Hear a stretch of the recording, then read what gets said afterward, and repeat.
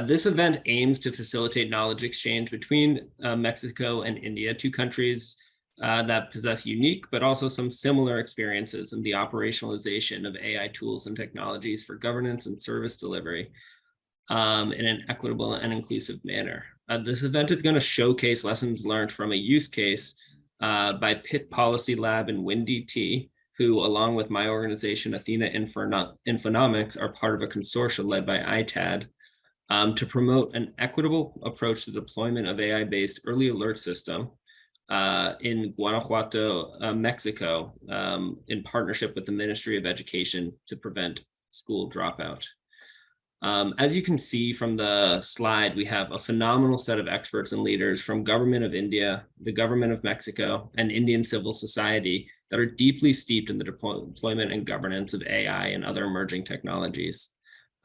These participants are going to reflect on their experiences with AI policy development, implementation, and the opportunities and challenges of operationalizing a principled practice of these technologies. These will give insights into the experiences in both Mexico and India regarding how they've approached the development and implementation of AI tools in their countries. And we feel like the event couldn't be more timely with the increasingly rapid advent of AI tools and technologies such as ChatGPT, generative AI, et cetera, that are integrating into our day-to-day lives in both personal and professional contexts. Today's event is part of the USAID Equitable AI Challenge, which aims to generate new technical knowledge, lessons learned, and tested solutions in addressing gender bias in AI tools. The challenge further seeks to implement approaches that promote fairness and equity in the development and implementation of AI tools. Just a couple of quick final logistical notes. As you heard at the top, this event will be recorded. Additionally, if you have questions as an attendee, you can use the Q&A feature in the webinar. The chat is not enabled for all attendees, but the Q&A feature is. And we will be monitoring the Q&A feature and using that to engage and direct questions to our speakers and panelists. So with that, we're again very excited about this event and the opportunity to share the great experiences and insights from all of our participants and speakers. And I will now hand the microphone over to Lucia Troches from Pitt Policy Lab and Yaroslav Efren from WinDT to share their lessons learned from the use case in Guanajuato State, Mexico.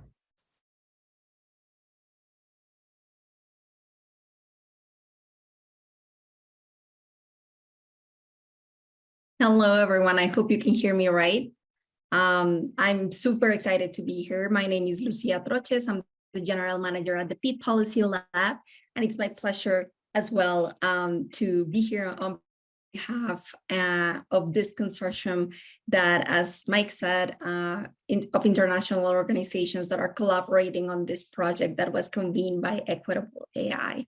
Well, this project is focused on the use of digital technologies applied to innovation in educational policy and is being carried out, as Mike said as well, alongside the Ministry of Education of Guanajuato in Mexico. And today, Ms. Laura del Refugio Ortega González, Director of Innovation at the Ministry, is going to be here with us and will be participating in the panel later on. So grateful to have you here as participants, and moving on to the next slide. So I'll start by presenting the components of the project and the preliminary findings.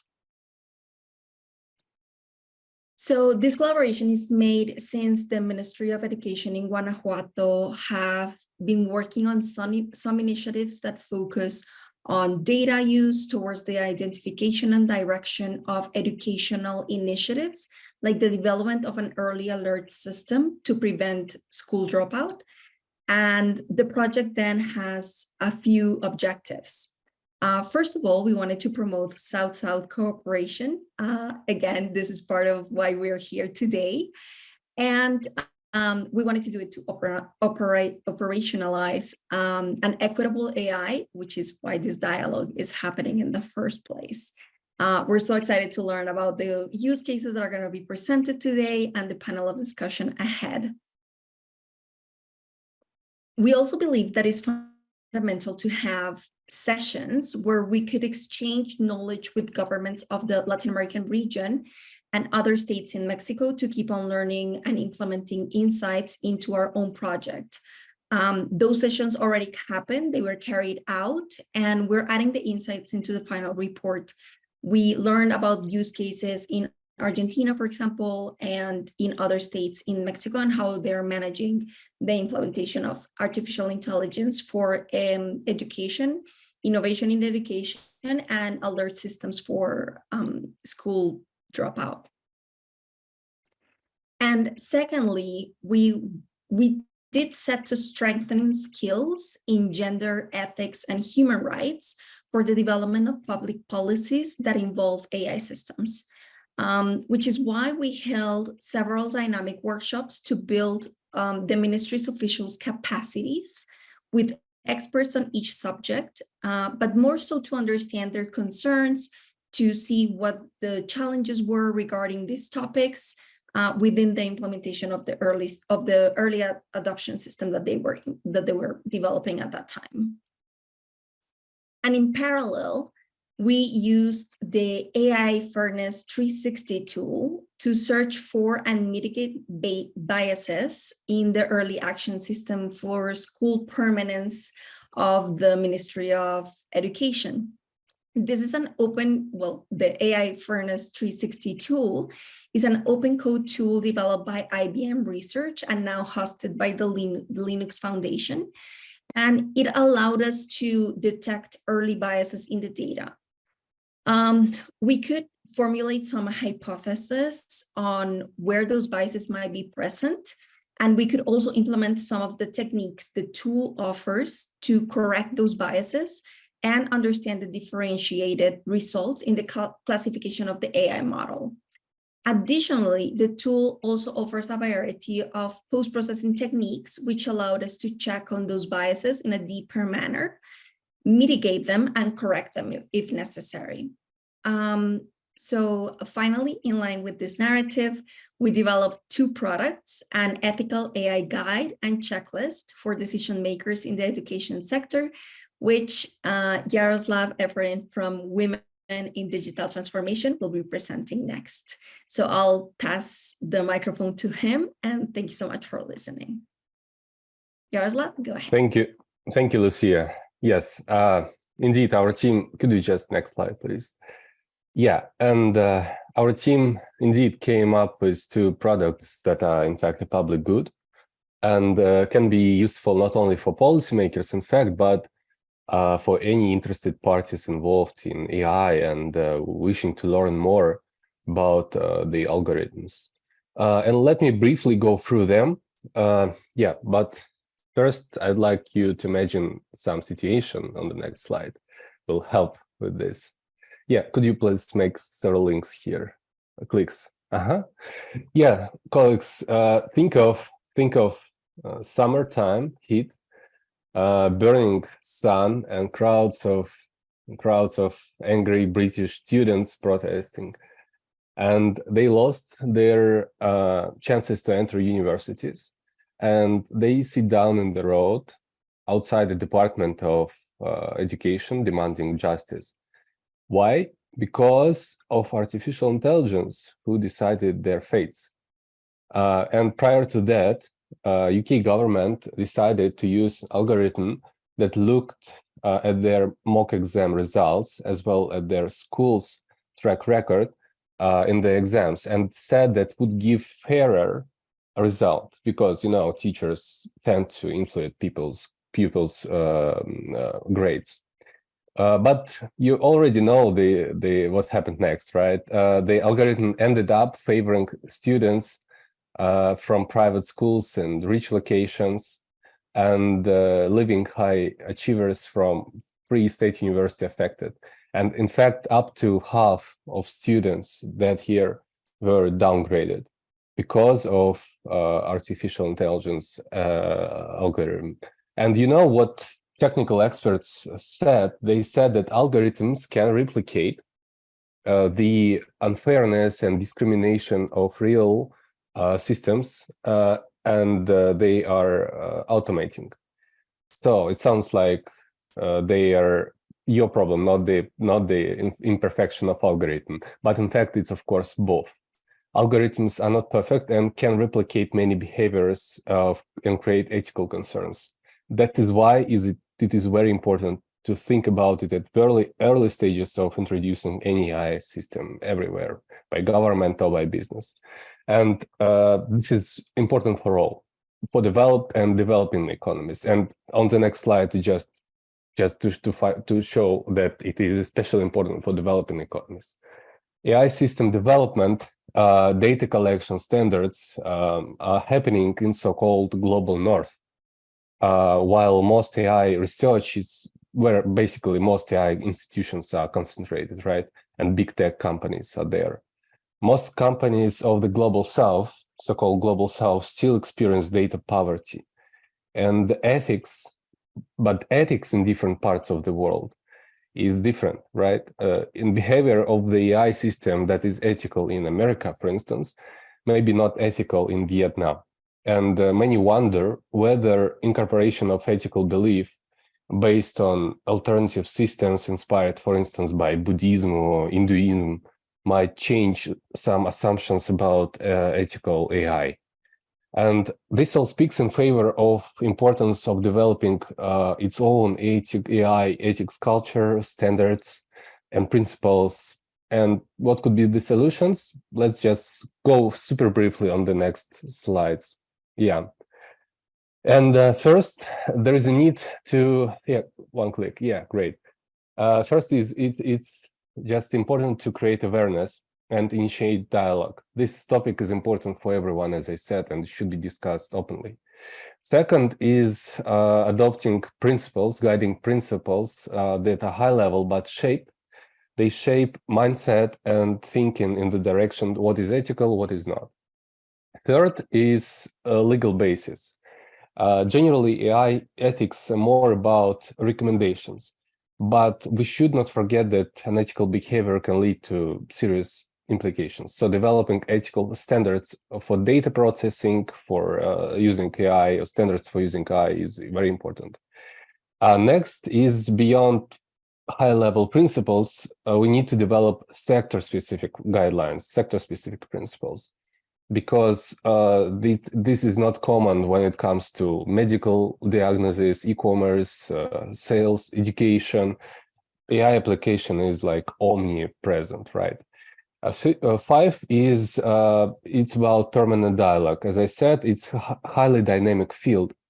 That's why constant discussions and of emerging ethical implications are also key. 6 is about global engagement, right? So joining forces with international partners, discussing it with globally, like today, for instance. It is, again, highly important. And finally, it's important to utilize private sector solutions. Just come back, please. This private sector always on frontier and develops tools like AI fairness tool by IBM that Lucia just presented, or Google Payers. They are practical and can mitigate AI risks. So our team suggests also to do a checklist, self-assessment, that before implementing a making AI system. And here on this slide, just super quickly to describe you what it is. The AI checklist is in fact a questionnaire designed to help policymakers assess and mitigate impacts of associated with deploying the AI system. It goes through 6 phases. Could you just, Lucia, quickly make several clicks? Yeah. And it starts from regulatory base to desirable image of AI system. And the questionnaire contains questions related to, as you can see, regulations, business process data, systems, design, and so on. And it should be completed in the very beginning of the design phase of a project to understand what's lagging, what are leading areas for the future AI system. And the scoring system helps to do it. And the results presented on a spider diagram for better illustration. So this is very briefly overview for you to understand. And these products will be soon available in 2 languages, at least, in English, Spanish.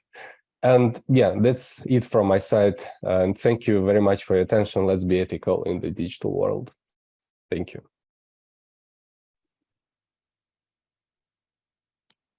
Immense thanks, Lucia and Yaroslav. Before we transition, there was one question that popped up in the Q&A that I'll direct to you, Lucia. Could you please tell us some of the biases that were identified? Specifically in terms of gender, the classification of being in a higher risk of abandonment if you're a female versus if you're a male. And then they were first classified as being not at risk, but then the risk augments as they go through school.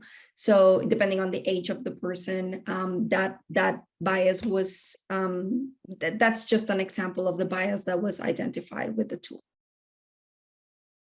Excellent, thank you so much. Thanks again, Lucia and Yaroslav for that wonderful presentation and overview of the lessons learned and some of the key findings from the use case in Guanajuato. I'm now going to turn it over to my colleague and co-moderator, Dr. Malini Reddy, to guide us through this next portion of the webinar. Hello, and welcome to all the participants and panelists to this wonderful learning event. I'm Malini, and I have the honor of moderating this session, which brings to you some of the leading practices from the most progressive states of India. We're so delighted to have our speakers, senior administrative service officers representing the state governments of Tamil Nadu, Uttar Pradesh, Andhra Pradesh, and Telangana. This session essentially aims at helping all of us understand some of the leading practices that these states are implementing in terms of use of IT for governance and service delivery, and within IT, use of AI, and the plans that these state governments have in integrating AI further into governance and service delivery. Of course, we also hope that this session would facilitate deeper South-South collaboration and partnerships. So without taking much time, let me go ahead and introduce the first speaker of this session. Please join me in welcoming Shri Neeraj Mittalji. He is the Chairman and Managing Director of the Tamil Nadu Urban Finance and Infrastructure Development Corporation. Previously, Mr. Mittal served as the Principal Secretary of the IT Department for the Government of Telangana. He has extensive experience in policy formulation and execution in various sectors, such as e-governance, transport, industrial promotion, petroleum and natural gas, commerce and industries, and telecommunications and IT. Mr. Mittal has held several key positions throughout his career, including the Managing Director and CEO of Guidance Tamil Nadu, Joint Secretary of the Ministry of Petroleum and Natural Gas. Mr. Mittal also holds a degree in electrical engineering from IIT Kanpur, an MBA degree from Cranfield University, UK, and a PhD in economics and MIS from Fisher College of Business, Ohio State University. Additionally, Mr. Mittal has published several articles and has served as Senior Advisor to Executive Director of World Bank Group, representing countries like India, Bangladesh, Sri Lanka, and Bhutan. Mr. Mittal, welcome, and thank you for accepting our invitation. We look forward to learning from you. Over to you, Mr. Mittal. Thank you, Malini. Can you hear me? Perfectly, sir. Okay, great. Let me share my screen. So, can you see my screen? Is it visible? Yes, it's visible. Okay, great. So, a quick small correction. So, I represent the state of Tamil Nadu, not Telangana, but I think my colleague is there from Telangana, if I'm not wrong. So, what I intend to do really is to just give a quick, overview of where the state is in terms of its AI policy and applications and possibly run through a little bit of use cases of use of AI if there is the time permits. The agenda for today, for me, we'll first discuss the basic foundation of the AI, which is data, and what the state has done to really bring this requirement of use of AI as in governance as we go along to collect this data, use of data, bring awareness, put in governance structures. The second I would cover is the policy for ethical use of AI, which came out in 2020. I think it was a little ahead of its time. In 2020, we did not have these discussions which are there today, spurred by things like ChatGPT-4. And then, of course, some projects which are using the AI in Tamil Nadu.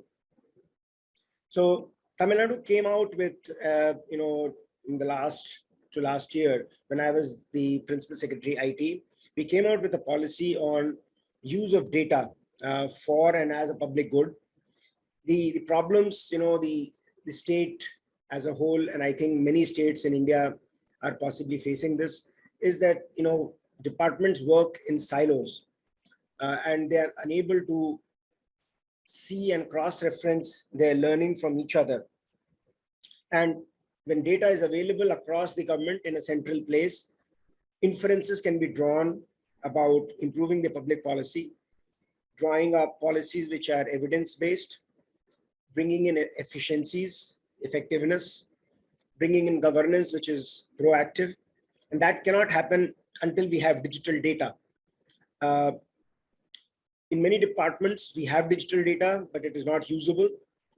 In many departments, we have data, but data is not available for anybody to use outside the government department itself. Even departments find it very difficult to convince themselves that this data can be shared with a sister department, leave alone sharing it with outsiders outside the government, like NGOs or third parties, for creating products out of them.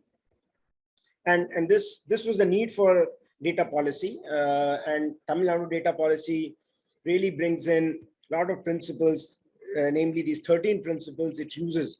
And I think many of these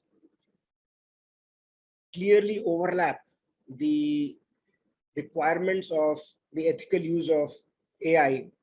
Many of them, like, for example, standards, legal conformity, ethics and equity, which the Mexico use case talks about, transparency, security of data, privacy, for example, are risks which are inherent in the use of AI as well, because they emanate from using the underlying data. So I'm not going to go into any further details about what each of these mean, but I think many of them are kind of self-evident from. So one can look at the policy which is available on the in the public domain to have a look. The importance of this policy is that it really enhances the use of data, available digital data, and encourages people to actually store and transmit and share data in digital form. We hope that this will lead to better decision making across departments. We have been able to actually save thousands of crores of rupees, because now we have been able to see if a public distribution system person who is obtaining some benefits there is also having, say, access to a four-wheeler, or he is traveling abroad possibly. So when you make these kind of inferences, you can actually minimize your inclusion and exclusion errors. It has also enabled a lot of transparency. The policy also encourages the data to be shared with everybody, and it lays down principles on how which data can be shared without compromising, say, for example, personally identifiable information to be shared with, for example, third parties. but anonymized information of the same database could be shared with third parties for developing, for example, products and services. It looks forward to foster innovation, and obviously it specifies the standards. The policies as helping to provide a structure, a governance structure as well in the policy, so that in every department there is a data officer who has the responsibility of actually looking at all the data that is produced, take decisions on quality, sharing, archiving, security, and this policy really lays the foundations for use of AI in government departments. The second, aspect of today's presentation I want to cover is the Tamil Nadu Safe and Ethical AI policy, which came out in 2020. And as I said, I think Tamil Nadu is the only state perhaps which has such a policy. I may be wrong, but as far as I know, there is no other state which came out with this policy earlier. And there is a clear, framework of evaluation there with 6 principles that, we should have any policies which use AI in governance should have transparency and audit, accountability, and it should be legally sustainable. It should, prevent misuse. It should take care of, issues such as digital divide, and of course, ethics, fairness, and equity. So these are the challenges which this policy seeks to highlight for deploying any artificial intelligence related intervention in governance frameworks. It also uses a deep max, a scorecard for any AI system, and I think this is very relevant for our discussion today, as to when the data is being used, what is it how do we evaluate one intervention of AI versus another? So these are kind of, I would say, a scorecard where we could draw a spider diagram, which we saw in the case of Mexico. How does it score on diversity, right? Does it promote equity and treat everyone fairly? How does the algorithm preserve the human values of dignity, fairness, respect? Does it, compromise individuals' privacy and data protection?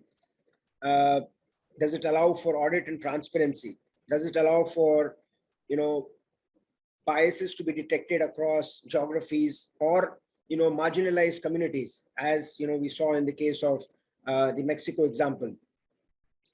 As I see, the risks of the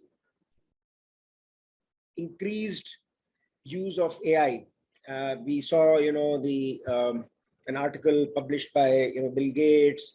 We saw the interventions or the apprehensions around ChatGPT-4. I think the AI is going to stay. Regulation is going to lag behind. And that creates a massive challenge for all of us in terms of how are we going to deal with its negative effects. I think positive effects, people will embrace it and there wouldn't be any issue. But I think there are going to be massive challenges on, how the negative effects are going to be dealt with in every society. And these effects, with increased penetration of IT access and mobile, are going to be pervasive.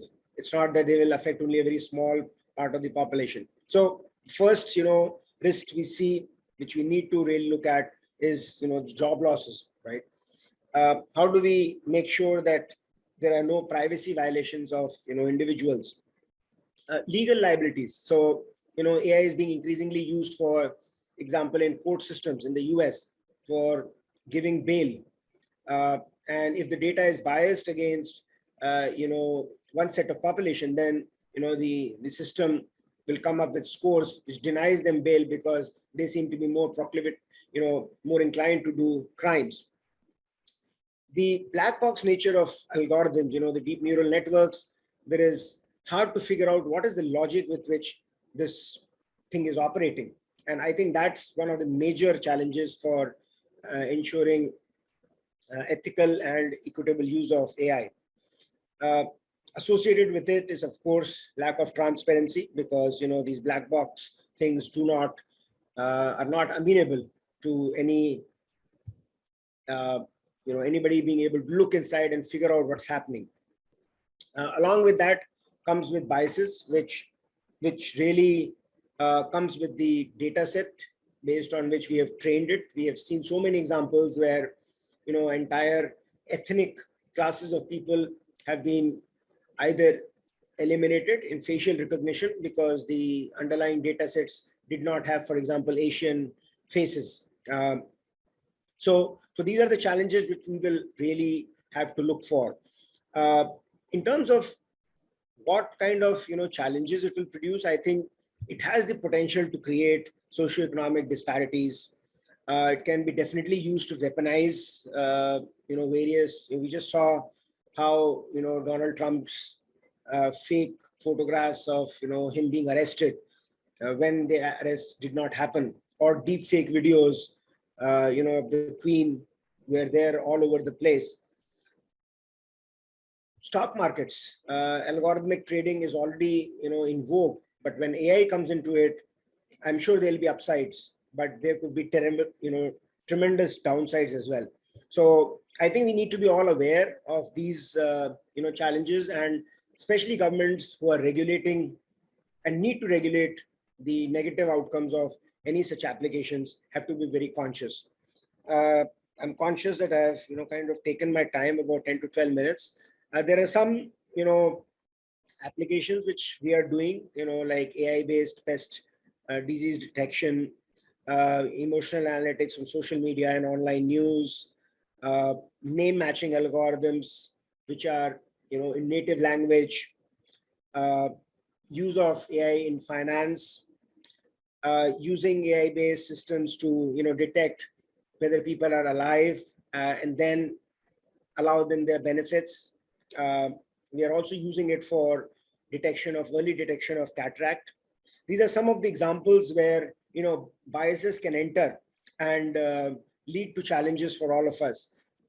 I'll close my presentation here. There are a lot of other colleagues who have to present their cases, so I'll be happy to listen to them. And thank you so much to Athena for giving me this opportunity. Thanks a lot. Thank you, sir, for setting the tone for the learning event. Thank you also for sharing particularly about the safe and ethical AI policy and for sharing the AI applications. We hope to be able to have the opportunity to work with you, sir, and the state government of Tamil Nadu on addressing some of the challenges that you have touched upon in your speech. With that, I now invite the next speaker, a very dynamic officer, a young officer, Mr. Naveen Kumar, who is in a very short span of time in his career become globally known for his work, particularly in the health sector. Mr. Naveen, a warm welcome to you. I take this opportunity to introduce you. Mr. Naveen is presently the Special Secretary in the government of Uttar Pradesh. Prior to this, he held the position of Secretary Health and Family Welfare while on deputation in Andhra Pradesh. During his tenure, Mr. Kumar oversaw the digitization of all operations in government health facilities, which proved invaluable during the COVID-19 pandemic as he helped the state use technology to monitor people's health. Mr. Kumar has vast experience in managing IT projects and has remarkable ability to unite a diverse range of stakeholders from local leaders and government officials to NGOs to implement innovative new programs. He was the founding managing director of Uttar Pradesh Medical Supplies Corporation, India's largest pharmaceutical and medical equipment procurement supply company. In 2016, he was awarded the prestigious Koch Award. Welcome again, Mr. Naveen, and over to you. And thank you very much for accepting our request. Thank you, Professor. Thank you, Athena, for this opportunity. I think there was a lot of discussion on AI which went on. What I could talk about is how we can use digital technology as an enabler. I think that's the part which we have been doing it so far. So you also started talking about the COVID experience of Andhra Pradesh. So given the state of Andhra Pradesh, which after the bifurcation from Telangana, we did not have much of, the tertiary facilities. So what we started doing is we started doing fear survey at the doorstep of the people. Like we go to each of these houses around the time, and then we start doing it. So what we did is we were doing home triaging. So there was home triaging of these people, and whether they were to be home isolated, whether they had to be sent to, CCC, or whether they had to be hospitalized. By this, we were able to, effectively manage. In fact, if you call it, we were the only state in the entire, the wave 2 of COVID where we did not go for a full lockdown, but then, short lockdowns and effectively manage.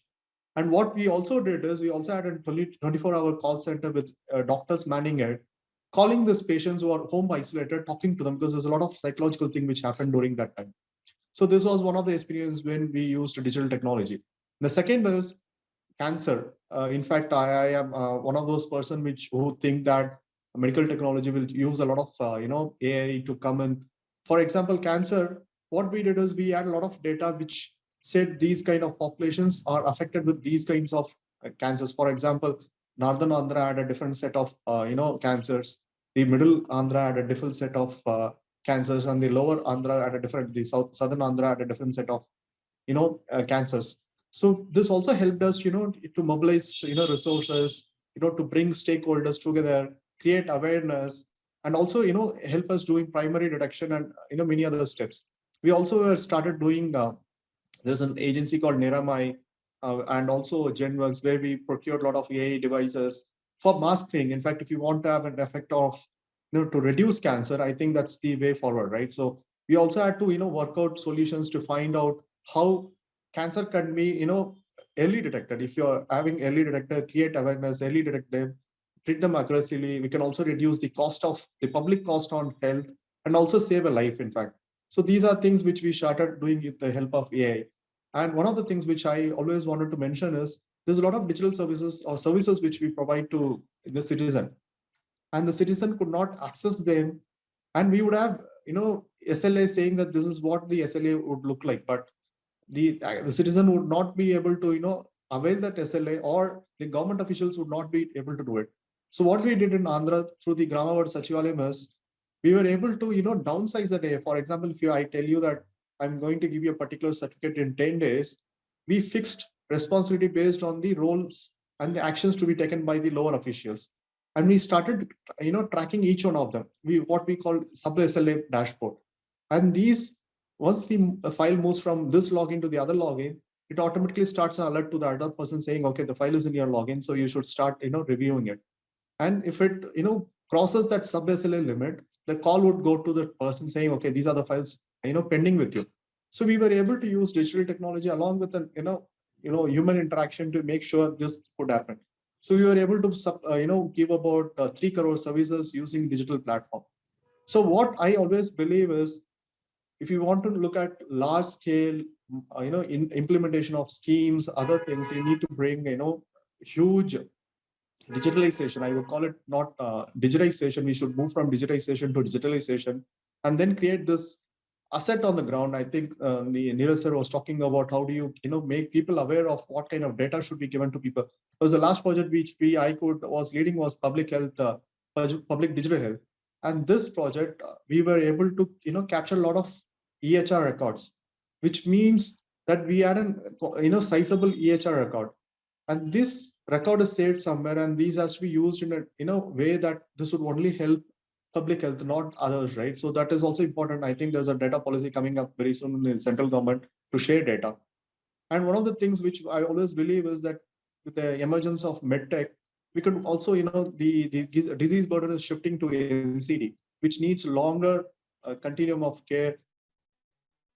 And this could only be done, or could be helped, rephrase myself calling it, this could be done efficiently with the help of digital. For example, you need longer, adherence protocols, which could be a digital follow. For example, I think one of the NGOs which we're working with used an, missed call alert. I take a medicine and then I give a missed call. The medical medicine is registered that this person has taken this medicine this day. And if the missed call doesn't happen for the next 3 days, there's a call which goes to the person, talks to him, and find out why he is not or she is not taking this medicine. So there are n number of ways which could happen. So this, I think this dialogue which is happening today with the help of Athena Infonomics is a way forward, where you have a good South-South cooperation also, and also, early learning for each other to, take forward what we have already done. And I think it's the only way forward, which I see. I keep talking about learning by sharing. I think this is a wonderful opportunity. And thank you, Professor, for this opportunity. Thank you, Naveen Garu. Thank you very much for sharing all these great initiatives that you have taken and inspiring all of us. We now move on to the next speaker. He unfortunately is not able to join us in person, but has kindly recorded his speech for us. Happy to introduce Mr. Jayesh Ranjan, who is presently the Principal Secretary of Industries and Commerce and Information Technology Departments for the Telangana government. In his role, he is responsible for creating policy frameworks, attracting new investments, identifying opportunities to utilize IT in government processes, and promoting digital empowerment for citizens. Mr. Ranjan previously held several assignments, including Commissioner and MD of the Industries Department, Secretary in the Tourism Promotion Department, and Vice Chairman of Hyderabad Urban Development Authority, each lasting between 2 to 3 years.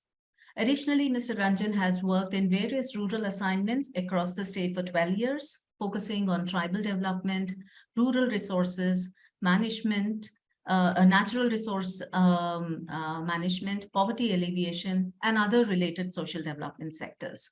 So we would be playing his video. But prior to that, we would have, I think Mr. Saurabh has just joined in. Saurabh, sir, are you here? Yeah, thank you. Hi. Thank you. So I just saw your message, sir, and I know you're in a rush. So I take this opportunity to introduce Mr. Saurabh Gaur. He's the Principal Secretary of Information Technology, Electronics and Communications Department for the Government of Andhra Pradesh. He previously worked as the Joint Secretary in the Ministry of Electronics and Information Technology for Government of India.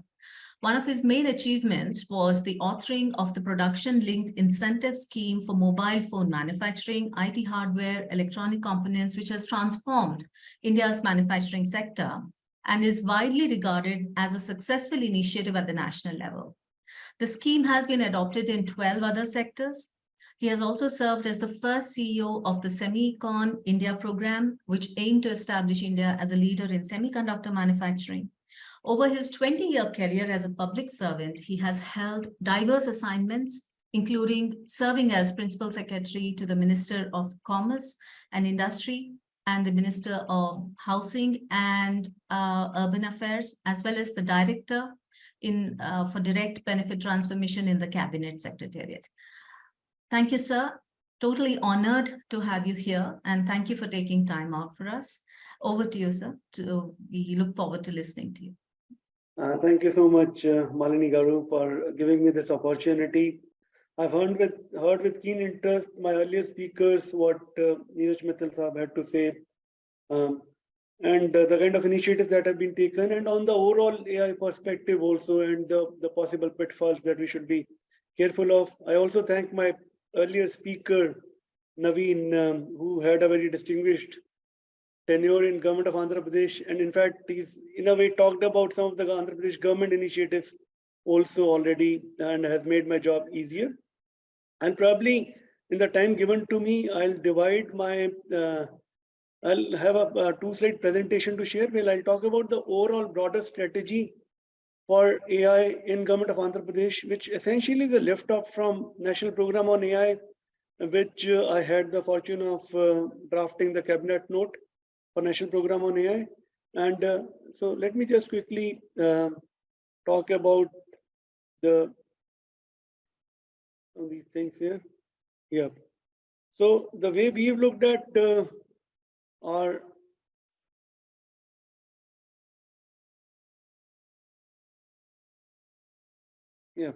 the way we've looked at in Andhra Pradesh, we have a huge play around the digital platforms. So we've moved from individual applications to having a ecosystem and an enterprise approach to the whole of government. And that is where we look at ensuring that the new emerging technologies, and most importantly, the AI, ML and the other foundational technologies become a very integral part of our digital platforms. So with that, we have a vision in which we would want to claim a leadership space in implementation of AI, while also being very concerned about ensuring that some of the biases that were being talked about earlier, so those things should not be built in when we roll out our systems, and look at a very responsible and transformational AI for all. And two, in this, we look at 5 components of this entire, of translating this vision. The first one is on the vibrant ecosystem. So we are looking at, as part of our digital platforms, having involvement of all the stakeholders for adoption of AI, for giving them the play. For example, from government side, what do we facilitate for the innovators, for the startups, so that their solutions around AI are onboarded onto government systems, or government is providing them enough data for them to be able to play around and perfect their learning algorithms and their solutions.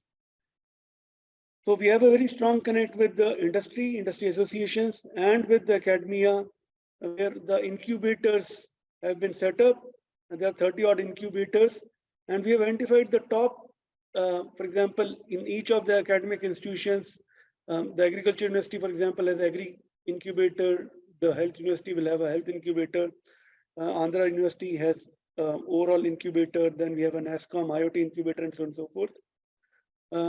And similarly STPI, and we have brought them together and provided access to state-of-art infrastructure. So the incubators have come together, and the facilities that have been created here, or the resources that have been procured, are augmented, and there is a resource sharing framework for such infrastructure to be most efficiently utilized by the startups and the innovation participants. Similarly, for research also, this is largely deriving from Government of India, but how do we leverage schemes from the Department of Science and Technology, from Department of Biotechnology, from Ministry of Electronics and IT, Niti Aayog, and so on and so forth, and how do we help catalyze research, and most importantly, how do we translate that research into action also. So again, I think the Academia Connect plays a huge role. We have a IPR, we have tied up with the Government of India agency so as to facilitate filing of intellectual property rights and obtain those trademarks and licenses. Then there is a huge play around AI products and solutions. I'll not go into this too much because Naveen spoke about that. But how do we get a structured approach in terms of adoption of AI products and solutions within government?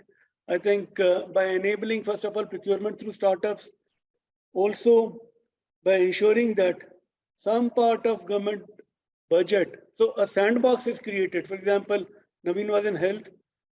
We look at, let us say, a government hospital, Ankapalli, and surrounding areas, for example, primary health centers.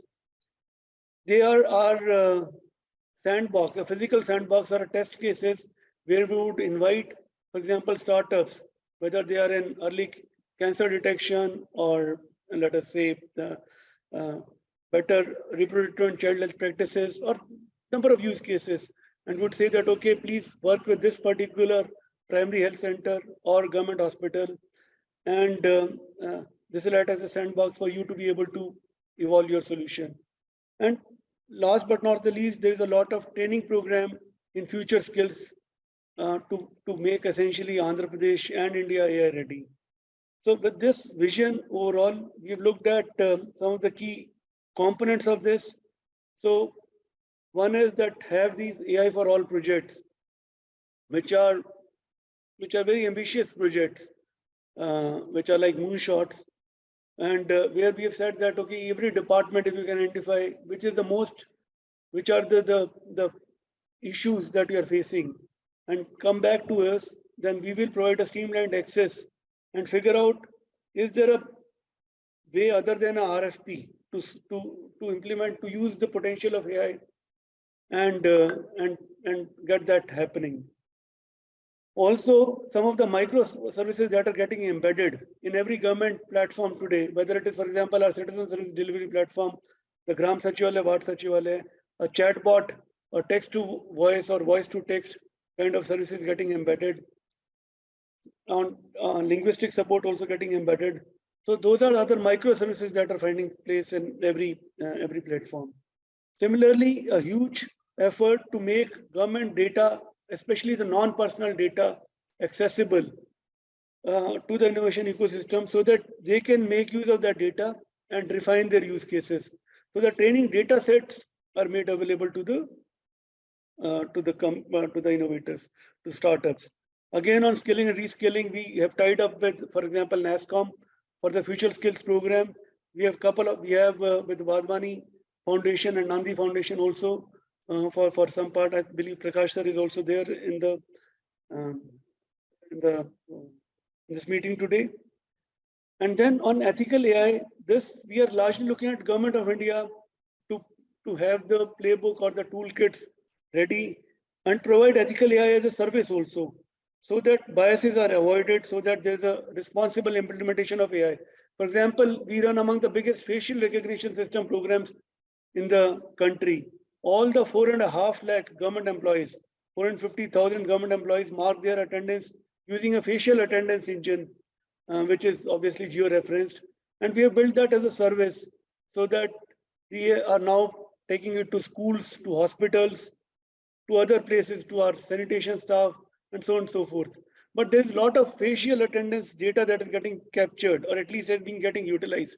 So how do we ensure that, apart from the cyber security perspectives, how do we ensure that there are no biases that are getting built into that, apart from the fact that there should not be any points of failure? Then the AI compute infrastructure, for example, procuring licenses through CDAC, using the supercomputers, expanding the national knowledge network to the universities and so on and so forth. And last but not the least, we've talked about establishing a Center for Transformational AI.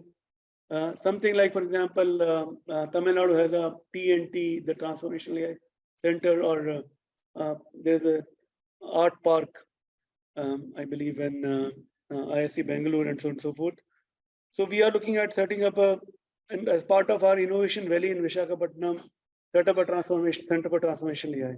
So these are some of the things that we are looking at enabling, apart from use cases. For example, in Digital Health Mission, Ayushman Bharat Digital Mission, I believe we have the biggest play. 20% of the ABA IDs, that is the digital health IDs, are generated in Andhra Pradesh, which are derivatives of our unique ID, Aadhaar. Similarly, in the logistics platform, also in Gati Shakti, we have almost 200 odd layers, and we have provided a lot of data for data-driven decision making to happen on the national logistics platform or on the national master plan evolution. So like that, I can keep on talking about use cases, but I'll stop here. Thank you for the opportunity today. And I look forward to working with Athena also and other stakeholders in further strengthening the AI ecosystem in government of Andhra Pradesh, in the state of Andhra Pradesh. Thank you. Thank you so much, sir, for sharing all those exciting work and opportunities, and for being open to the idea of collaborating with us as well as the other partners today. Thank you very much for your time and for sharing your experiences. We now move on to the next and the final presentation in this part of today's event. Trisha, may I request you to please play the video recording of Mr. Jayesh Ranjan's speech? Thank you. Hi, greetings to everyone. I'm Jayesh Ranjan. I'm the Principal Secretary for Information Technology in the province of Telangana in India. Very happy to be a part of this panel. Greetings to all my fellow panelists. First of all, my congratulations to Athena and USAID for putting together this knowledge exchange event. We do realize that there are lots of interesting, innovative work happening across the world. And the sooner we get access to that work and get a chance to replicate it in our own domain, the better off we will all be. So I'm very happy that way that this knowledge exchange session has been put together. I'll speak about the kind of work we have been doing in the government in Telangana over the past approximately 8.5 years. In Telangana, there is a very determined kind of an approach, a very strong focus that we should embrace new generation technologies, emerging technologies. Actually, within the government, there is a wing which is called the Emerging Technologies Wing, and I have the charge of that wing.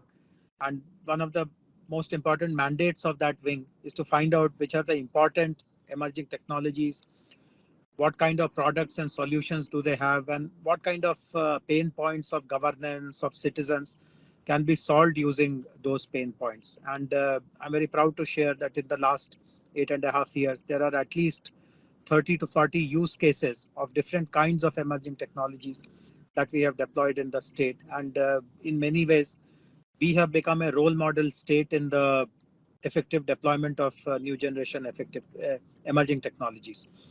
Amongst all the emerging technologies, as is the theme of today's discussion, we know that artificial intelligence has the biggest potential. In fact, for the benefit of overseas participants, particularly representatives from Mexico, the Indian government, the federal government, has a very ambitious target of making our economy grow to the size of 5 billion US dollars. And it is believed that $500 million of it will be contributed by artificial intelligence. So in Telangana, what we have done is we have done three things, which is our standard template when we have to deal with any emerging technology. The first thing is to bring out a policy. So we have brought out a very comprehensive, very bottoms up kind of a policy on artificial intelligence, which was prepared after extensive consultation with stakeholders. And there are a few very important pillars of that policy. And I'd like to very briefly mention what those key pillars in our policy are. One very important pillar in our policy is to make data sets available. As you know, any artificial intelligence algorithm requires access to data. And of course, government itself is a custodian of humongous data. So we have committed that the government's data sets will be made absolutely open to people who are interested in developing algorithms, etc. We have started an open data portal. We have a complementary open data policy. And so far, more than 90 plus data sets, historical data, current data, very granular kind of data. Of course, keeping in mind all the requirements of privacy, confidentiality, etc., have been made open. Another very important responsibility that the government has taken is to make high performance computing facilities available. We know that the standard computing systems typically find it very difficult to deal with humongous sets of data. So with the help of private players, we have set up high performing compute centers. One of them is open to general public also, someone who is interested in starting or trying out his solution and does not have the means to access very sophisticated computing systems. One such facility is open to people of any kind, and the second one is confined to academicians and researchers. So two high performance computing centers have been set up in by city of Hyderabad. Another very important responsibility that we have taken upon ourselves is to create skill sets in AI. So I can share this with you. Possibly we are the only state in our country which has taken a decision of that kind. We have approximately 250 engineering institutions, engineering colleges that is, and students are admitted in these colleges to study all kinds of courses. But we have made it mandatory. It is compulsory that if you are a student in one of these colleges, you must do one course on artificial intelligence. And this is a serious course.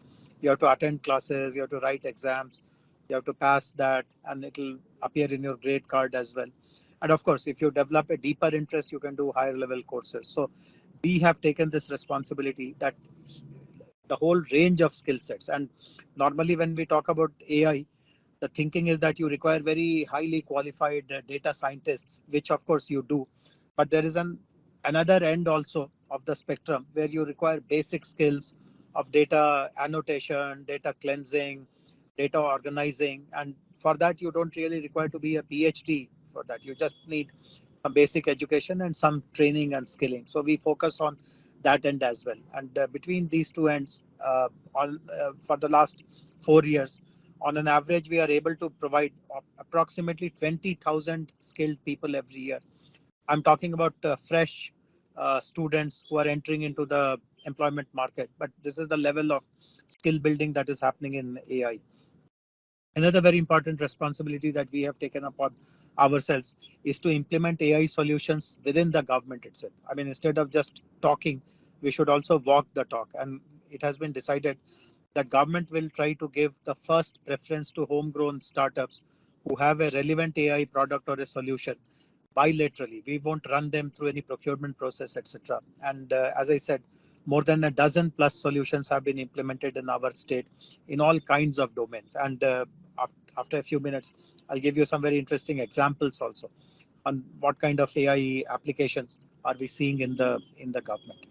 The last thing is about responsible use of AI. AI involves lots of responsibility upon the algorithm developer, upon the data provider.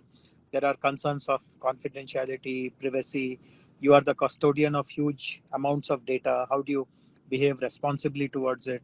How do you seek proper consent before you access someone's data? So responsible, ethical usage of AI again is something which is very important for us. So these are some of the pillars which have been outlined in our AI policy. The second thing which we do once the policy is approved is to create an implementation mechanism, an institution which will ensure that whatever we have decided in the policy also gets off the ground. So what we have done is again something very interesting. We have created a body which is called TAIM, Telangana Artificial Intelligence Mission.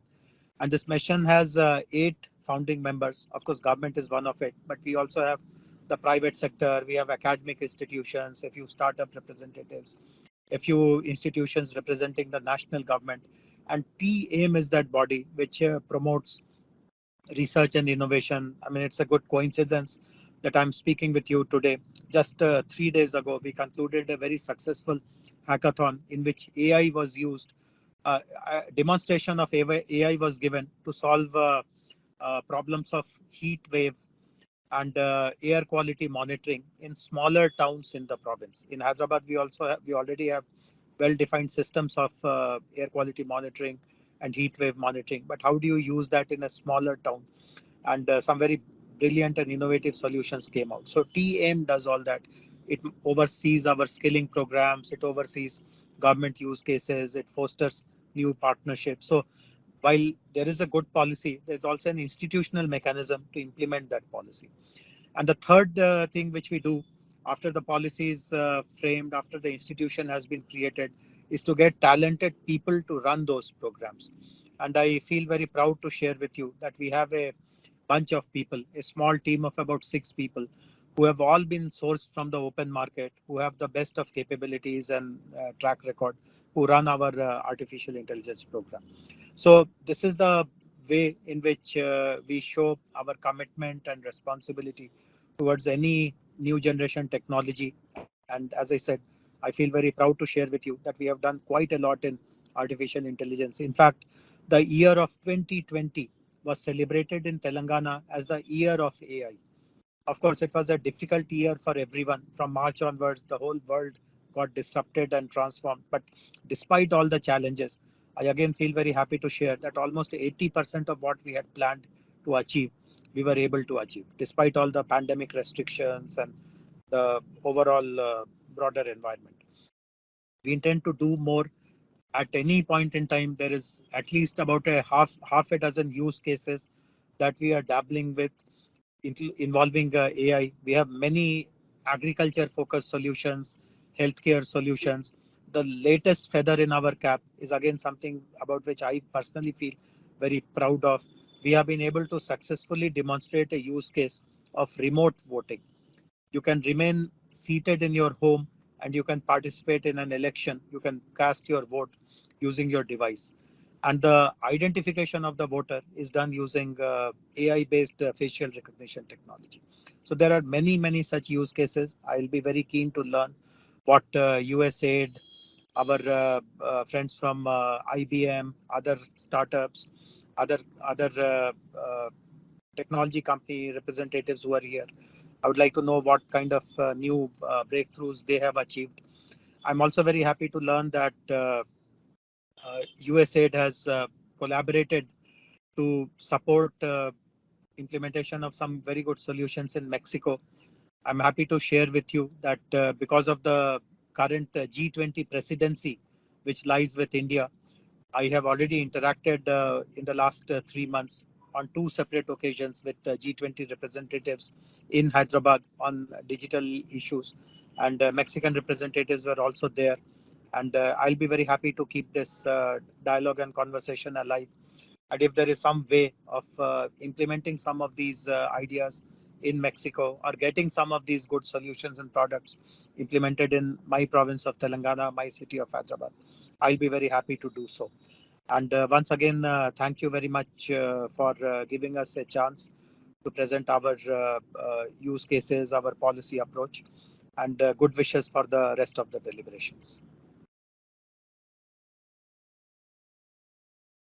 So that brings us to the conclusion of the first session of today's event. I hope you all are as energized and motivated as I from listening to all these experiences by the state government officials in India.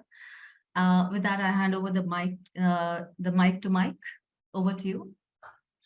Thanks so much, Malini. And yeah, to echo what you just said, a very exciting and inspiring kind of group of presentations. We're turning now to our kind of final session of this webinar event, which is a moderated panel discussion. And I'm really thrilled to kind of introduce our 3 panelists for this discussion. Mr. Prakash Kumar, who leads the Wadhwani Institute of Technology and Policy as its CEO. Mr. Kumar is a former Indian civil servant who built India's goods and services tax network, an alumnus of IIT Kanpur. Prior to working with Wadhwani, Mr. Kumar was a senior advisor for Deloitte and has worked with Cisco and Microsoft after spending 2 decades with the government. He has more than 3 decades of experience at the cross-section of governance and technology, both in the public and private sector, and is a distinguished technology business leader with extensive knowledge of policy matters acquired through his long career as an IAS officer. He possesses a unique ability to translate theoretical ideas into tangible outcomes, consistently delivering innovative solutions, and has a profound understanding of the intricacies involved in large-scale projects, enabling him to effectively spearhead the complex initiatives at Wadhwani Institute of Technology and Policy. So tremendous to have you here. Our second panelist is Mr. Osama Manzar, the founder director of the Digital Empowerment Foundation, DEF. He has over 25 years of experience working across journalism, new media, software, and enterprise prior to establishing DEF to digitally empower the masses. So far, 20 million individuals directly, with a footprint of 1,000 locations and 9,000 plus digital foot soldiers spanning 130 districts in 24 states. He's a British Chevening Scholar and an International Visitors Leadership Program Fellow of the US State Department. And our third panelist is Laura del Refugio Ortega González, the Director of Innovation at the Secretary of Education of Guanajuato, Mexico. She's currently also a professor at the Universidad Iberoamericana and the University of Guanajuato. Her teaching experience includes teaching various courses in basic sciences, and she served as General Director of Educational Evaluation at the Secretary of Education of Guanajuato.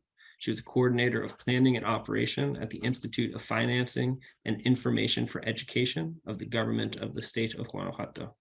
She was General Coordinator of Applied Research and later General Director of Statistical Information and Geography at the Institute of Statistical Planning and Geography of the State of Guanajuato. So thank you very much to all the panelists. In this panel discussion, we're going to take some time to reflect in part on what we've heard from our fellow speakers. And ultimately, we're going to take some time to think about kind of the state of AI in governance and public service. What are we experiencing in our efforts to apply this in our work? WITP and DEF and the Ministry of Education in Guanajuato are all kind of approaching this in overlapping but different ways as far as introducing and utilizing artificial intelligence and emerging technologies as part of governance and delivery of goods and services. And so really excited to kick this off. So to start, Prakash, I'll hand the microphone to you, but I'd love for you to just take a couple of minutes to reflect on some of what you've heard so far today, and add any kind of introduction about WITP that you'd like beyond the brief introduction I shared. Thanks, Michael, and thanks, Professor Malini, for this opportunity. We are part of Wadhwani Foundation, which is a not-for-profit organization set up by Dr. Ramesh Wadhwani. And we are largely into skilling and entrepreneurship. This particular initiative was started at the behest of government for skilling bureaucrats on use of new technologies for two things. One is improving service delivery, and the second one is how to measure impact of various programs and schemes of the government so that they can take corrective action for improving the end result. And we started a year and a half back, and so far we have trained 2,000 odd officers on face-to-face basis. We don't do online, it's all face-to-face classroom-based. And we provide them business level, business user level understanding of these technologies using cases from governments, state governments, and central government in India, as well as from other parts of the world. And you heard, you got a glimpse of what's happening here in various states. The states are quite ahead if you compare with the federal government here. I mean, they go hand in hand, but the use is, or their capacity to undertake new things is higher because they are the people, when the state governments implement the programs. The federal government makes the schemes, programs, and they are implemented at the state level. So, and they have data, they have required infrastructure, that's what they do. But central government has also done for those subjects like tax, where I was part of it, for using these technologies. And as happens in other, as has happened in other parts like finance, here also it was started first for finding out fraud. And then people have gone into other parts like medical, health sector and other sectors. So I'll talk a bit about that. I think I've already consumed 3 minutes. So over to you, Michael. Thanks very much, and appreciate the mindfulness on the clock there as well. Mr. Osama, I'll the same to you. I'd love to hear just a brief reflection on some of what you've heard so far, just from the conversation and the sharing from the other speakers, and maybe feel free to elaborate a little bit on DEF and the work you're doing as well, just in a few minutes here. Hey, Michael, thank you very much. Prakash ji, long time. We must say hi through the screen. and so many good friends who have already spoken. So it was very delightful to be sharing screen with so many friends and known faces whom we have worked with for a long time. Coming to AI, my first 2-minute reflection is that artificial intelligence means one is artificial, then other is intelligence. It's a very top down by nature, by nature it's top down. You are trying to create an artificial situation or using artificial ways to challenge the human or assist the human intelligence, right?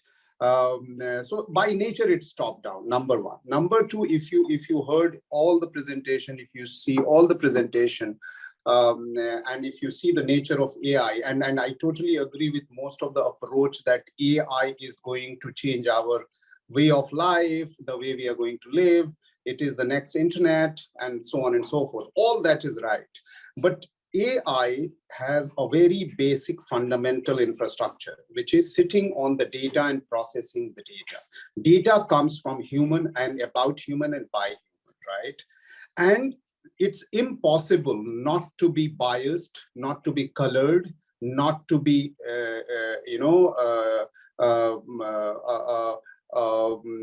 patronizing, and not to be caring, not to be charitable, not to be,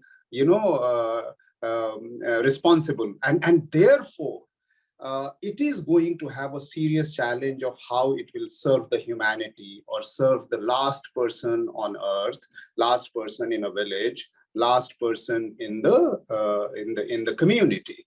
And I would stop by saying that is exactly where the challenge for AI would be. I mean, we will have to constantly fight this top-down model.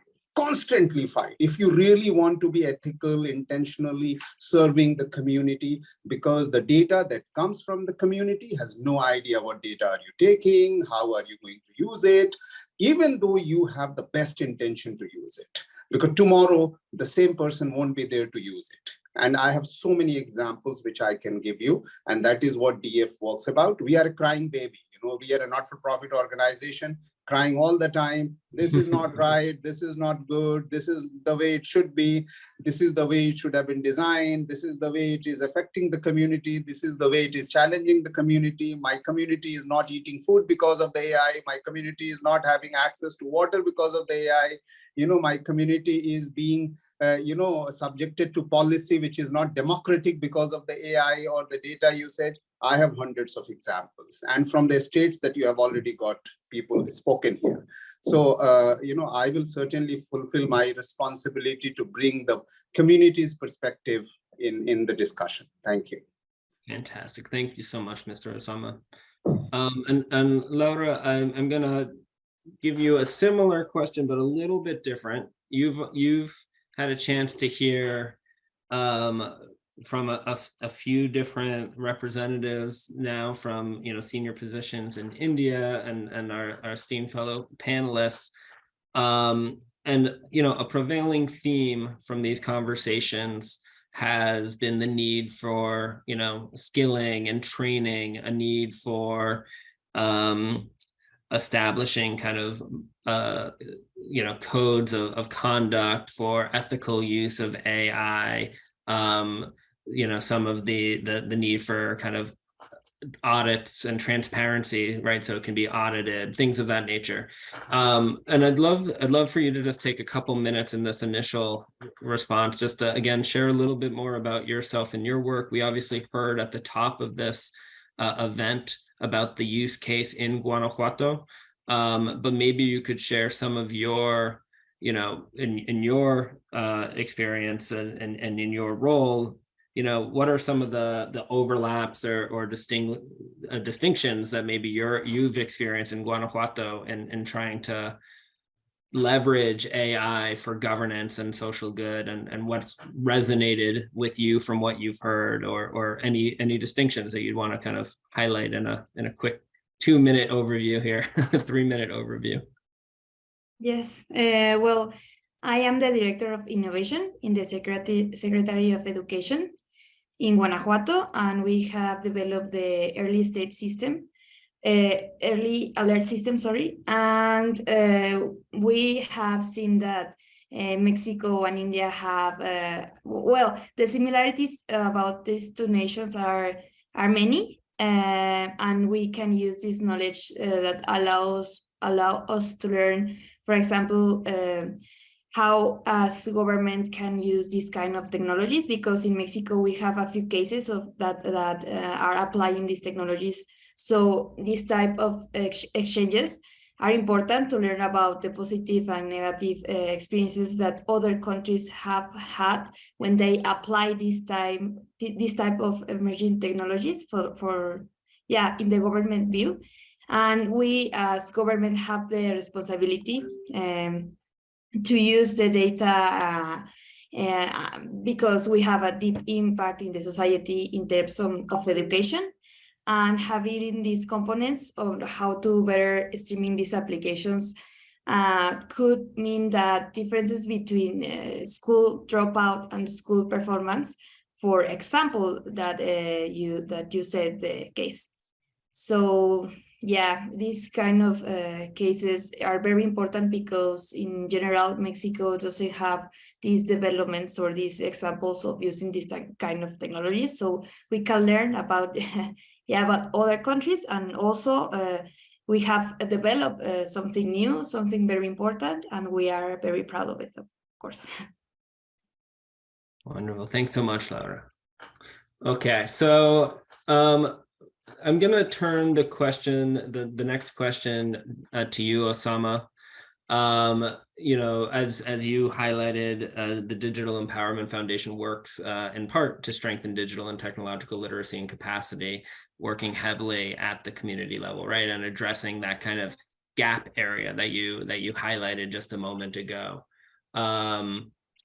And the case study in Guanajuato highlighted, among other things, kind of a clear expressed interest among government stakeholders to develop ethical criteria governing the use of data and AI at government interventions, right? That was one of the lessons learned or the takeaways from that use case. So Osama, what steps do you feel are currently being taken or need to be taken in the Indian context to best ensure the use of data and AI in government interventions is responsible, ethical, gender sensitive, and inclusive of groups such as those that last mile per se, the communities that you just mentioned are going to be underrepresented based on this top-down approach?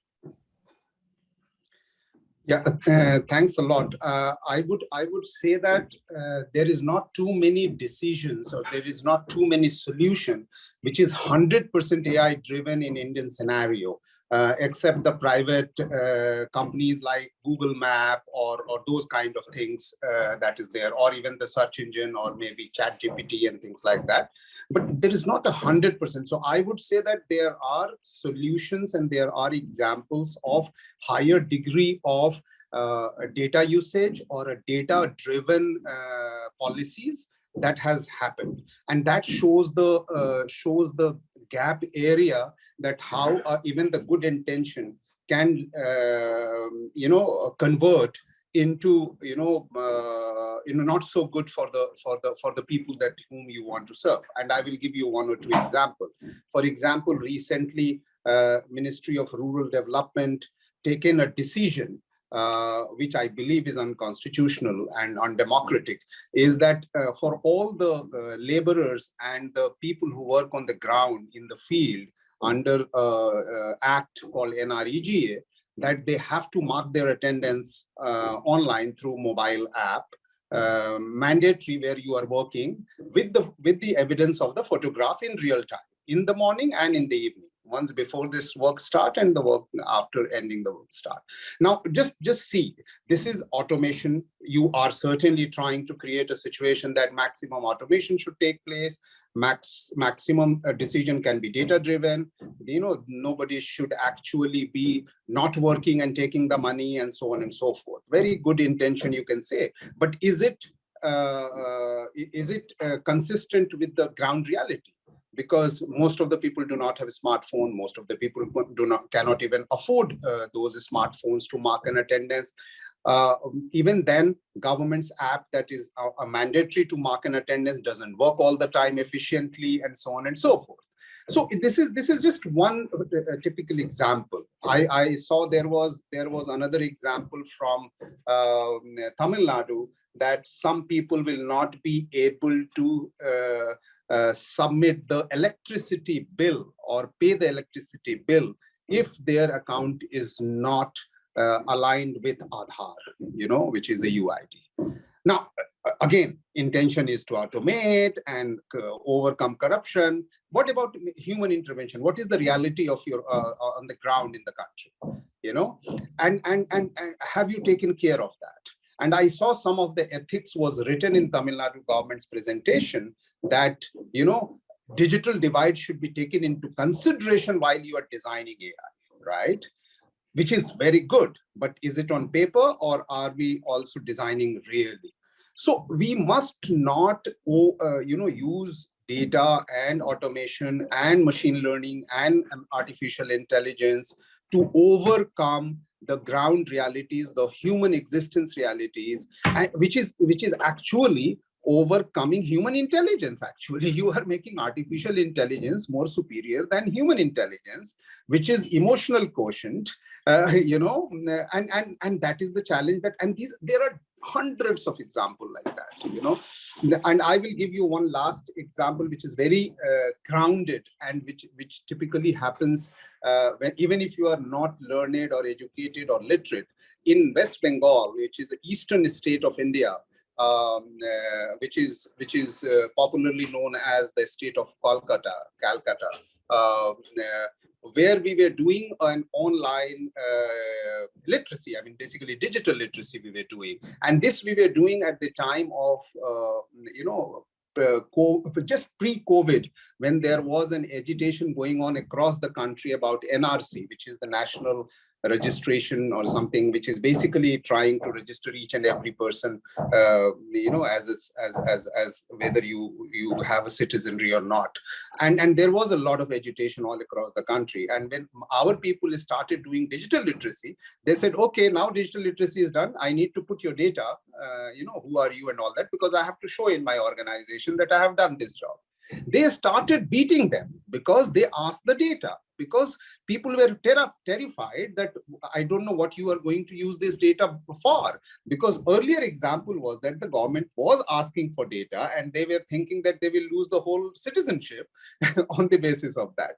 So sometimes the data literacy or these kind of things can work very reversely, if you're not doing a good job. So therefore, it is very important that when we are collecting data, the first thing that we need to do in artificial intelligence or any automation system is that the data that you are asking is properly given a card to you, that this is how we will use, and whenever we will use, when we don't know today, but tomorrow, we will again come back to you and ask you that this is the way we are going to use it. Don't try to be patronizing and charitable by saying that, okay, I'm doing everything for your favor, in your favor. No, I don't. I mean, your favor is not my ask. This is not what I want as a citizen. So those are some of the examples that that we all can learn in South, in global South from each other, because we are the country who are going to suffer because of the artificial intelligence, the larger population who are connected or not connected.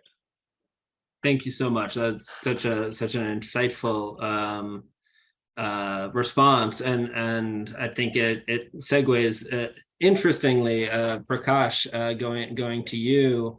I'd love you to respond in part to kind of what Mr. Osama just shared, but I'd also love, the use case that was presented at the beginning from Guanajuato State talked about, this early alert system that was AI based, where they did identify some issues of kind of gender bias and the Wadhwani Institute of Technology and Policy. A big part of your mandate is to develop skills in a number of things, including AI and technology for government leaders and sector leaders. So, one question for you is, are you surprised to kind of hear these examples, hear the incidences of kind of gender bias as presented from the use case in Guanajuato?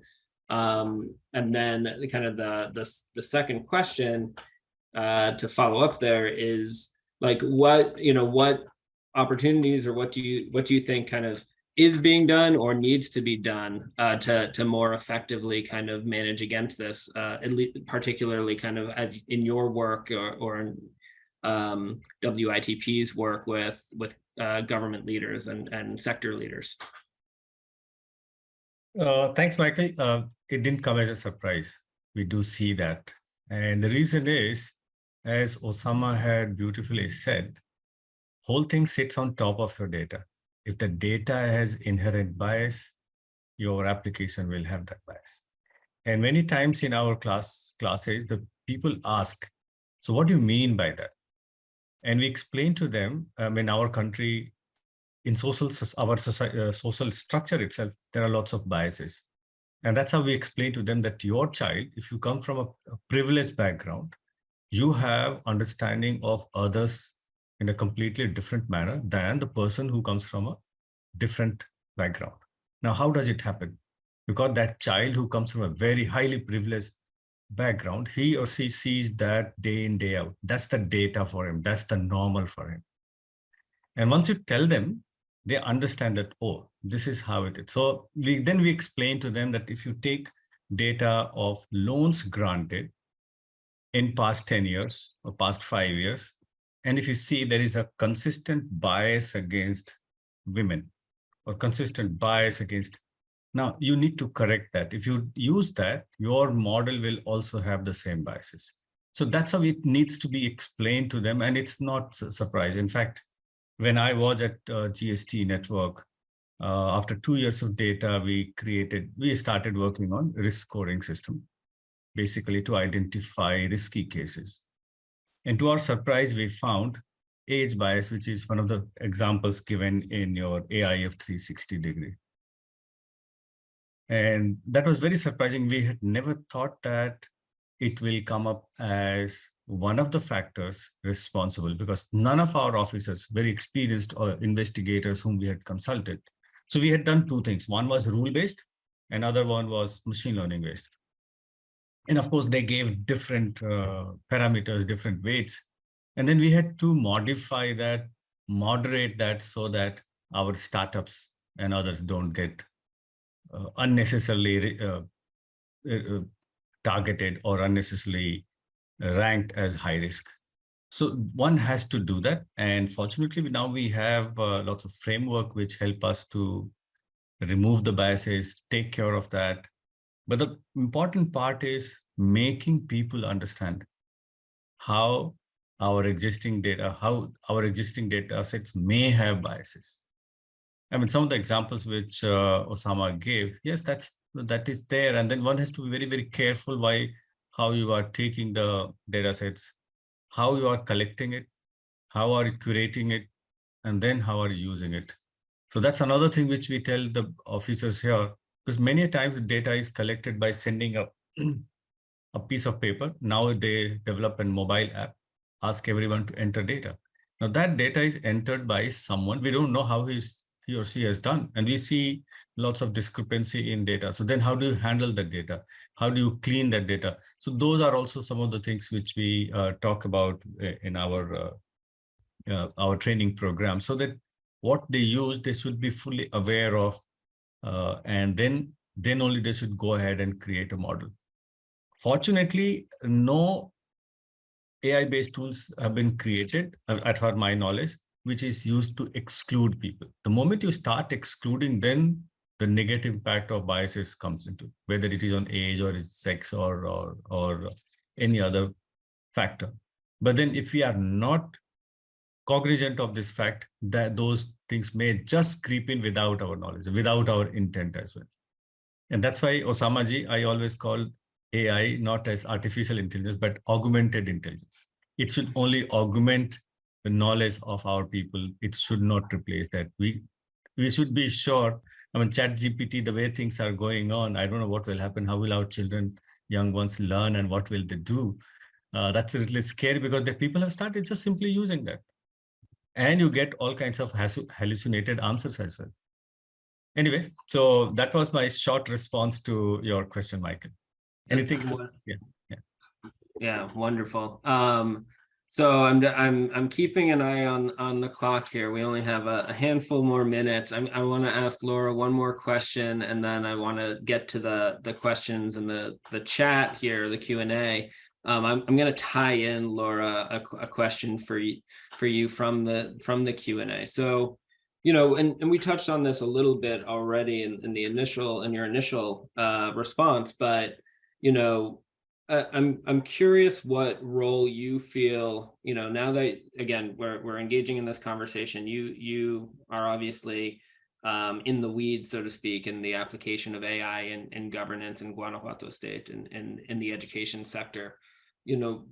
What role do you feel these types of knowledge exchanges across different countries, navigating similar challenges in the advent and application of emerging technologies, can play in helping develop more effective approaches to governing the use of data and AI in the public sector, and to ensure the ethical and human rights-based application of these technologies? And then kind of related to that, how do you feel like we can effectively facilitate more of these types of learning exchanges, or what is an effective, what do you think would be an effective model for learning across countries such as Mexico and India in this space?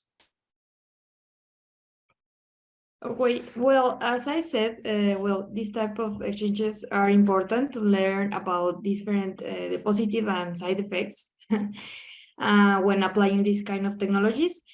And understanding that first, these kind of applications are going to be more and more common in daily life, both in the market and in government's fields. So we cannot be like outside of their application. The second that I want to say is that the governments, we must use technology if we want to keep up the needs and the demands of the societies. And the third that I want to say is also that we must be very aware of the positive and negative parts that these technologies brings with it. As they say, the ethics, the gender, and this other kind of bias.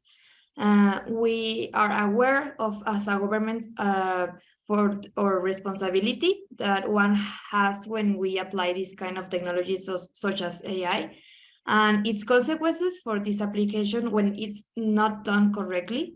For this reason, we are sure that this experience that we have carried out by venturing into this project has taught us many lessons. Among the most important is the ethical uses and the governments when regarding the data. So the possibilities of bias and having this adequate diagnosis to be able to reduce these situations, which from the government side are important to ensure that the rights of people in the use of AI or public programs are fulfilled. So the last that I want to say is that we are very similar countries.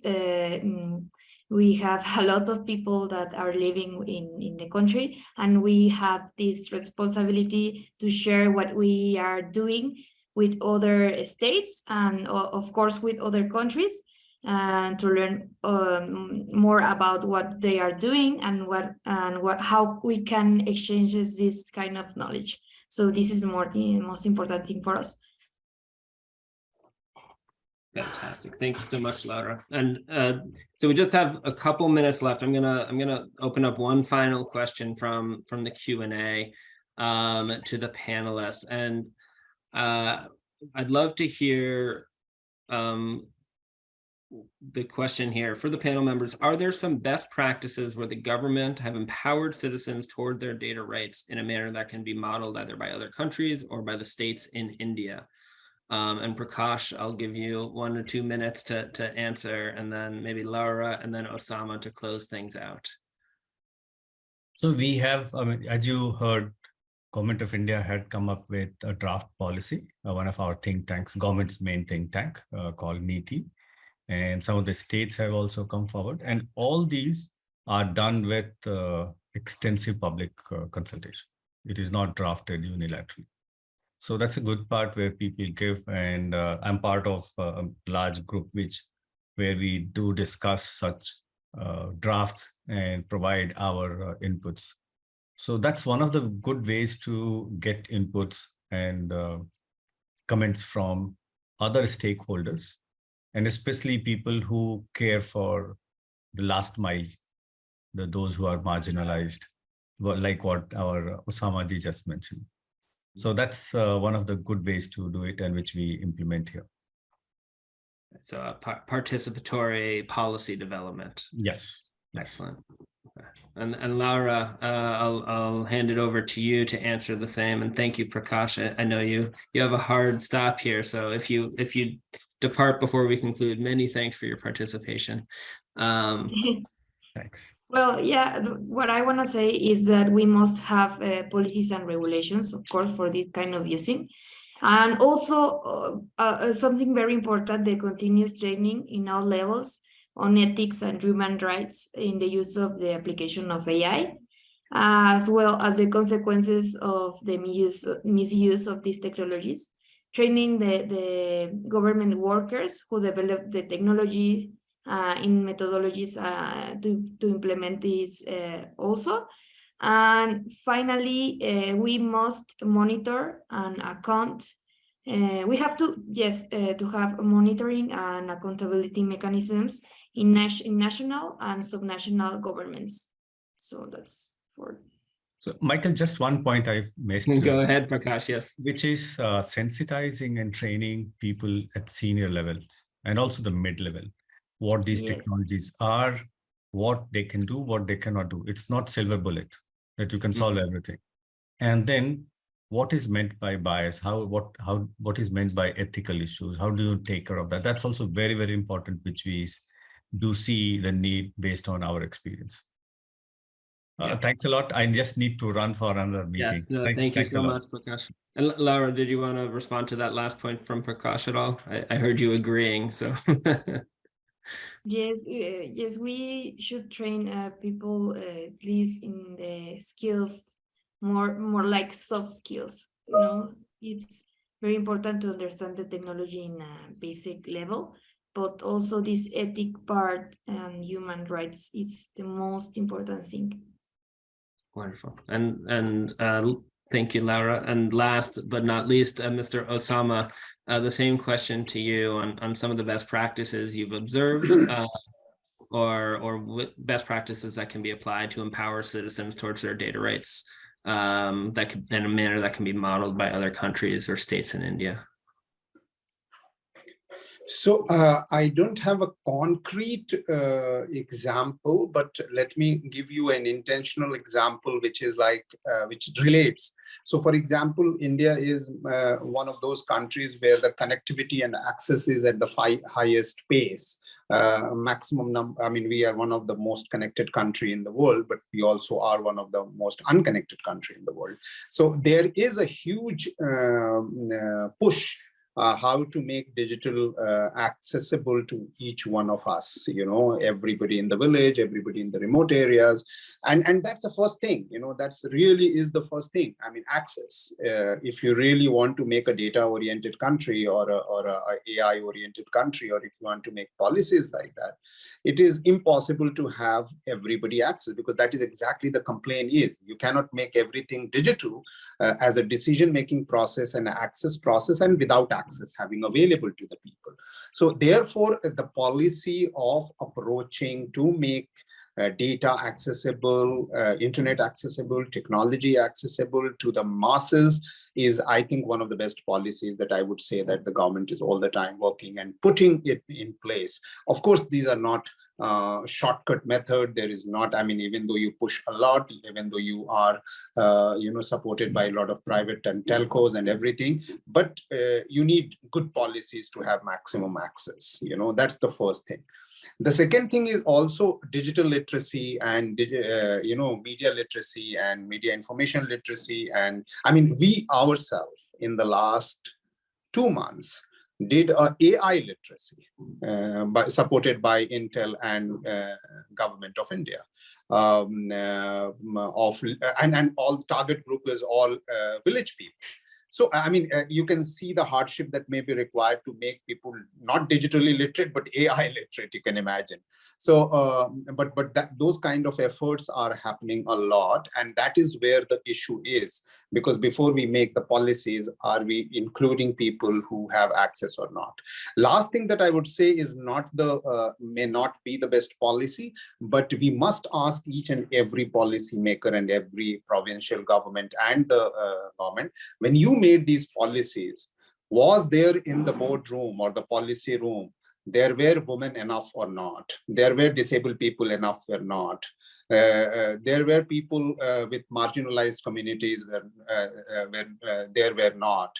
And governance from at all level were there or not.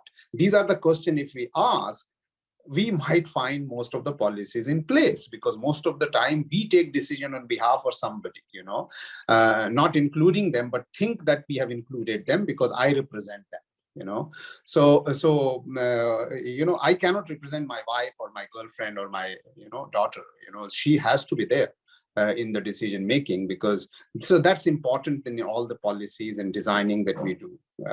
And that best practices, I'm sure, is missing from most of the drawing rooms. Wonderful. Well, thank you very much, Osama, for that invaluable perspective, and certainly kind of proper representation in the original decisions and the framing of our policies and governance approaches is an essential ingredient to making sure that the outcomes are in fact representing the full suite of potentially affected stakeholders. With that, this will bring to a conclusion this event. Thank you for those that stayed maybe just a few minutes long here, and a particular thanks to our panelists, Mr. Prakash, Mr. Osama, and Senora Laura. I really appreciate all of your participation, and of course, a great thanks to all of our speakers today, to USAID and the Equitable AI Challenge for enabling us to host this event, to our colleagues at Itad and PIT Policy, and WIN-DT and DAI, who manages the Digital Frontiers program with USAID, under which this event was implemented. So many thanks to everyone, and we will share this event, the recording, online, and appreciate everyone's time and insights.